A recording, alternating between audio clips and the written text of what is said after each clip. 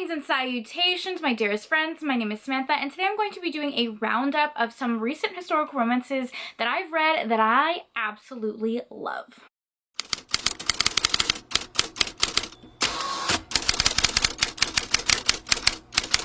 How are you? Welcome back to my channel.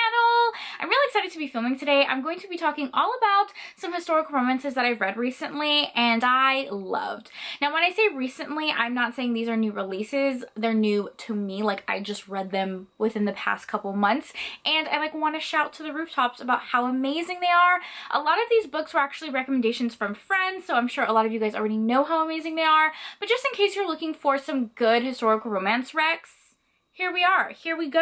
I really only have 3 recommendations, but I don't film wrap-up videos, so occasionally I like to do recent reads, and I am thankfully out of my reading slump. I was in the longest, deepest, worst reading slump of my life. I wasn't reading anything, and then I picked up these historicals, and it just got me back into reading, and I couldn't be happier. And so the first book I'm going to be talking about is the one I read most recently, and that is a short novella by Nicola Davidson. I listened to the audiobook of this book. It's called Scandalous Passions, and it is the first book in the Highland Menage series.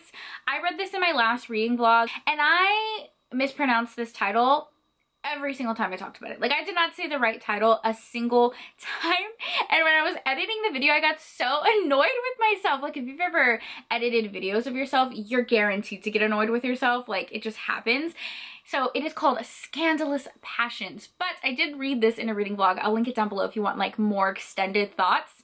This is a Highlander historical romance, and it features a poly relationship, which you guys know is my favorite. It features 2 women and 1 man. This takes place in Scotland during the reign of King James. One of our heroines is the king's ex-mistress, and she's very confident and bodacious, and I love her character so much. And then our other heroine is the king's ward. She's kind of put into the king's possession because her dad is a traitor to the crown. So the king takes the daughter as a ward and is kind of using her to form alliance between England and Scotland, and intends to marry her off. And then our hero is the king's right-hand man. He is this warrior Scotland beast that is very stoic and strong and yummy. Our hero so much, he's also a little bit of a submissive hero, which you guys know is my favorite. So during this time, the king's wife is very jealous, so she decides to send all of the beautiful maidens away. The king's ex-mistress ends up becoming the guardian of his ward, and then the Highland beast, our hero, is sent to protect them. But of course, they end up falling for each other, and they form this really beautifully intricate trio where each of them plays such an intricate role in the relationship, and they fit together so well. This is of course very, very steamy because it is a Nicola Davidson. Nicola Davidson writes some of the most steamy historical romances. They're very short. This was about a 5-hour audiobook. I highly recommend it. It was a good Highland romance. I gave it 4 stars. I think the reason I didn't give it 5 stars is because the ending dragged a little bit for me, especially for a novella, but the steam was top grade. It was amazing. Loved the fact that it was a poly romance. I wish we got more historicals that were poly romances, but this one was great. Okay, so the next one I actually read a while ago. This is If the Duke Demands by Anna Harrington, and I think I read this 2-3 months ago.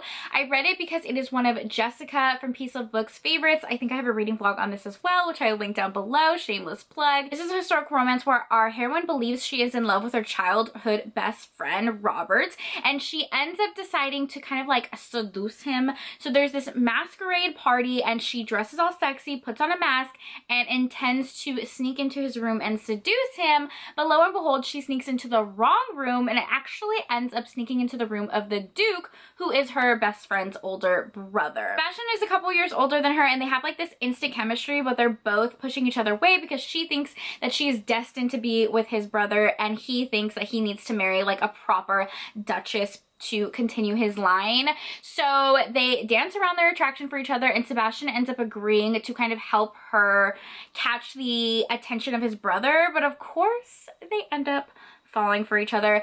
What I loved about this book is our heroine is hilarious. Their banter was so funny. Their chemistry was off the charts. This is a book that has the sunshine heroine, the grumpy hero trope. Our heroine is so energetic and electric and funny, and she kind of brings out those softer parts of the Duke, who is this stoic, grumpy hero burdened by his title. And this was just so This was so cute. I loved it. I loved every piece of it. It definitely is one of my top favorite historical romances, not just this year, but of all time. So I'm very happy that I read this one, and I can't wait to read more by Anna Harrington. Okay, the next one is so many people have talked about, and I cannot believe I took so long to read it, and that is The Lady Gets Lucky by Joanna Shupe. Oh my god, was this a delight. I also read this book because of Rachel. This book takes place in America, so a little bit of a different setting for a historical romance.